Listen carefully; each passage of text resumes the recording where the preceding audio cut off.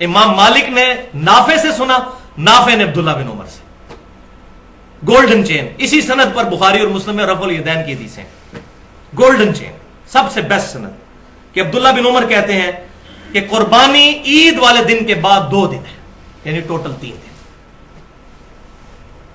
بلکہ احکام القرآن جو امام طحاوی رحمۃ اللہ علیہ المتوفا 321 ہجری ان کی کتاب ہے, اس میں صحیح سند کے ساتھ مولا علی رضی اللہ تعالیٰ عنہ, اور مولا سے مراد جگری یار, جو جامعہ ترمذی میں حدیث ہے, جس کا مولا میں اس کا مولا علی رضی اللہ تعالیٰ. مولا سے مراد مشکل کشا نہیں, اور اس میں میری پوری گفتگو بھی ہے sunnatpak.com پر, 2.25 گھنٹے کی دعا صرف اللہ ہی سے, مسئلہ نمبر 3 کے نام سے اور مسئلہ نمبر 43 کے نام سے, وسیلہ اور توسل کے صحیح احکام و مسائل, وہ بھی 1.5 گھنٹے کی گفتگو ہے الحمدللہ.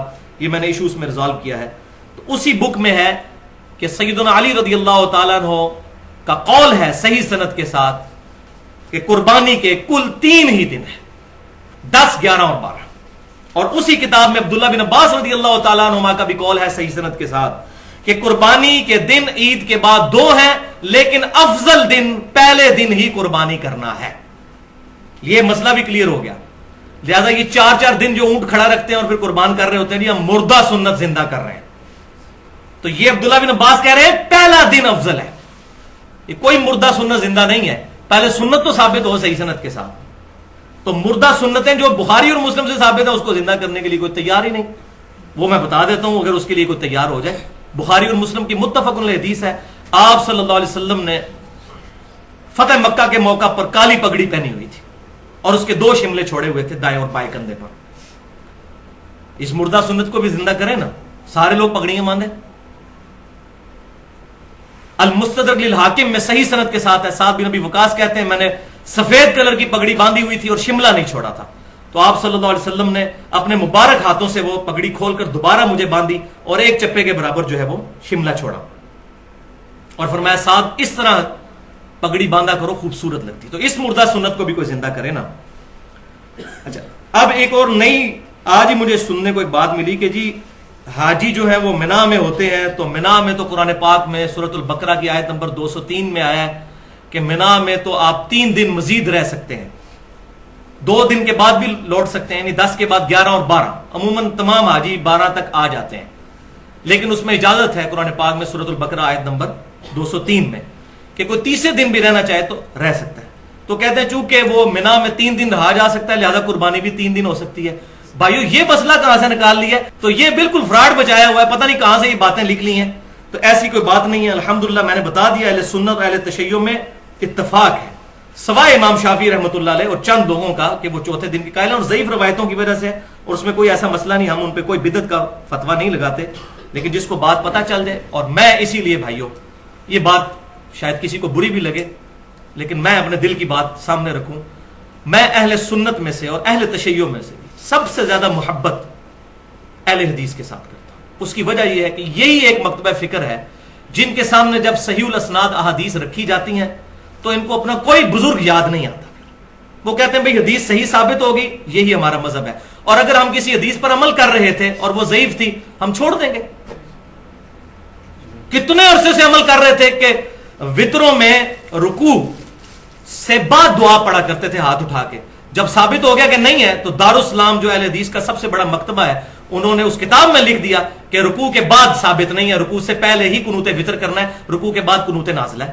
صحیح بخاری میں بھی موجود ہے کہ اس شخص نے جھوٹ کہا جس نے کہا کہ اللہ کے نبی صلی اللہ علیہ وسلم رکوع کے بعد دعائے قنوت پڑھتے تھے.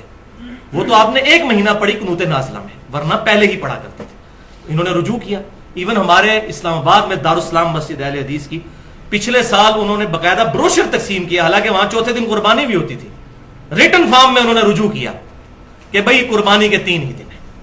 اور میں ان تمام چیزوں کا کریڈٹ جو ہے ایک پرسنالٹی کو دیتا ہوں جو میں سمجھتا ہوں, جو میں نے پہلے بھی کہا, چاہے یزید والا مسئلہ ہو چاہے یہ مسئلہ ہو, اہل حدیث کا قبلہ ایک دفعہ درست کر دیا, وہ حافظ شیخ زبیر علی زئی صاحب حفظہ اللہ ہے. اللہ تعالیٰ ان کے علم اور عمل میں برکت عطا فرمائے. انہوں نے یہ مسئلہ الحمدللہ آج سے 5 سال پہلے ایکسپوز کیا. ان کا رسالہ جو الحدیث نکلتا ہے 44 نمبر رسالہ, آج سے 5 سال پہلے 1428 ہجری میں ذوالحجہ کے مہینے ہی میں جنوری 2008 میں ان کا رسالہ نکلا. اس میں انہوں نے لکھ دیا کہ یہ چوتھے دن والی روایت جو ہے یہ پکی ضعیف ہے. शेख जुबैर लिज़ई रहमहुल्लाह 3 दिन तक कुर्बानी करने के कायल थे। चूंकि चौथे दिन कुर्बानी की जितनी अहादीस है वो सब मुनक़ते हैं। जुबैर इब्ने मुतअम रज़ियल्लाहु ताला अन्हु सहाबी से ताबीन की मुलाकात ही साबित नहीं है, वो मुनक़ते रवायतें हैं उसूल मुहद्दिसीन पर। और बिल्कुल वाज़ेह है, उन्होंने रसाले में वो तमाम रवायतें उनका एनालिसिस भी किया और सही रवायत अल-मुवत्ता इमाम मालिक से गोल्डन चेन के साथ कि इमाम मालिक ने सुना नाफे से और नाफे ने अब्दुल्ला बिन उमर से अल-मुवत्ता इमाम मालिक में।